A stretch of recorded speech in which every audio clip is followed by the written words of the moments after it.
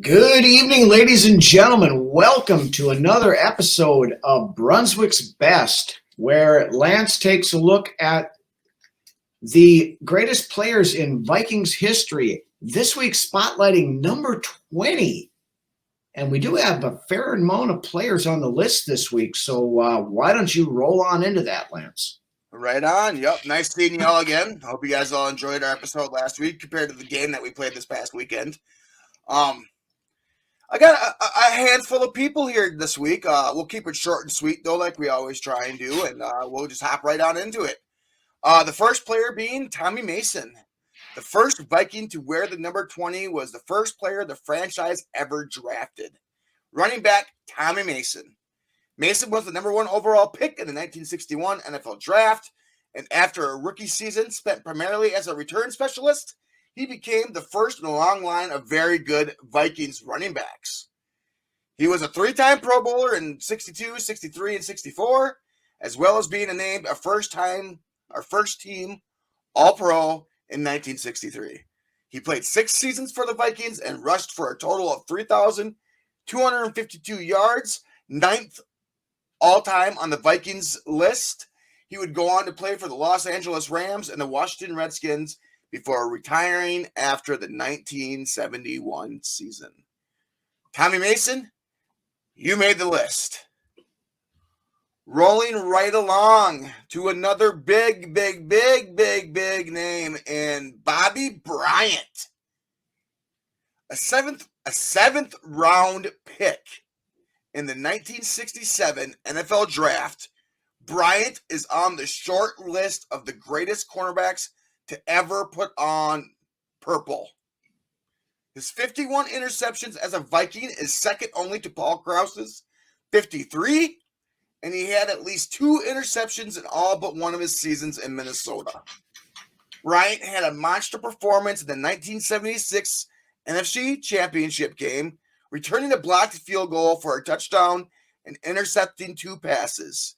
He played his entire career for the Purple and Gold, hanging it up after the 1980 season. Bobby Bryant, B2, you make the list. Moving right along again. Chugging along. We got Darren Nelson. The Vikings selected Nelson with the 7th overall pick in the 1982 draft. 3 picks before the Los Angeles Raiders took some guy named Marcus Allen.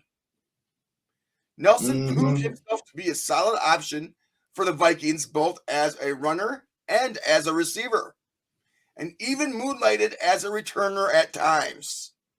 He was part of the Herschel Walker trade, but refused to report to the Dallas Cowboys and was subsequently traded to the San Diego Chargers.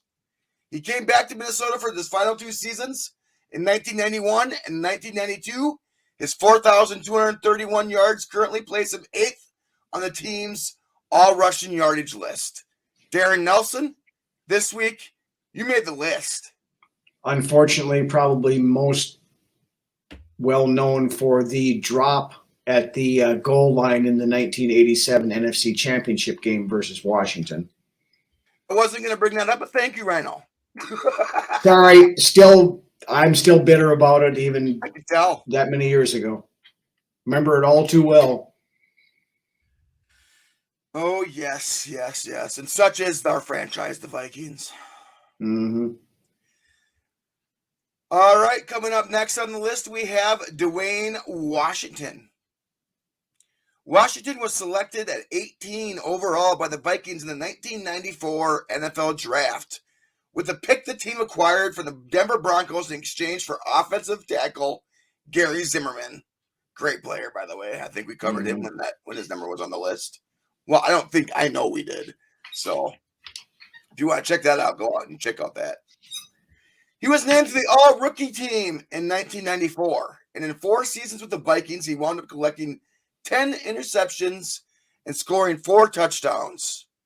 He departed for the Pittsburgh Steelers following the 1997 season and actually hung around the NFL until 2005, with stops in Pittsburgh, Jacksonville, and Kansas City.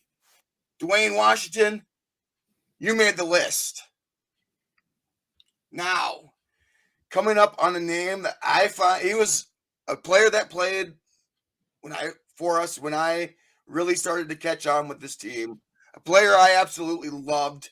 A player that absolutely deserved whatever accolades he got in the league. And that player is none other than reliable Mo Williams. Williams was largely a special teams player in his first stint with the Vikings, during which he wore number 21, actually. However, when he returned to the team in 2002, after a year with the Ravens, he carved himself out quite a niche as a third down back and a very good goal line option. He had 11 rushing touchdowns on just 84 carries in 2002 and snagged 65 receptions in 2003. One of those touchdowns that he got in 2003 actually was the famous hook and ladder play from Randy Moss before halftime against Denver. I believe 2003 might have been his best all-around season. And as we know, he was at the right place at the right time for the aforementioned play in recent Vikings history. Mo Williams, you made the list. Now, that is my complete list for this week. I do have some other players of note that wore the number 20. Nowhere on the level next to these guys, but they might be some names that you have heard before. Kenny Wright, Medeo Williams, Chris Cook, Mac Alexander, Duke Shelley, and Jay Ward, who we just drafted this season. Thanks, you guys, for tuning in this week to another episode of Brunswick's Best. I will see you next Wednesday, same time, same place. Don't forget to tune in Friday night, 6 p.m. Central Time, as Lance and I go live to put a wrap on the Thursday night game between the Vikings and the Philadelphia Eagles. Hopefully we are there to celebrate, but if we aren't, we'll use it as a vent line. You guys come on in on the comments and talk it out. We'll hit everything. We'll do whatever we do, either good or bad. We're going to have a good time Friday night, so join us live. And then again, a full slate of shows next week with Rhino's Rants on Monday, another Brunswick's Best Wednesday, and then the next studio show the following Friday. So with that, you guys have a good rest of your week. SKOL Vikes, let's go get a win on Thursday. SKOL. Dempsey in to try for the field goal. This is a chip shot. There's a snap a bit high. The ball is there. The kick is blocked. Into the end. Touchdown. The Vikings score. It's Bobby Bryant.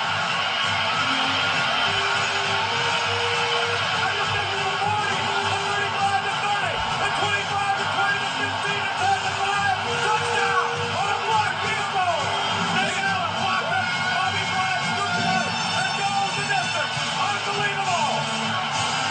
15 seconds to go in the first half. Make it 14. Clock's running. 3rd and 24. Dante takes the snap.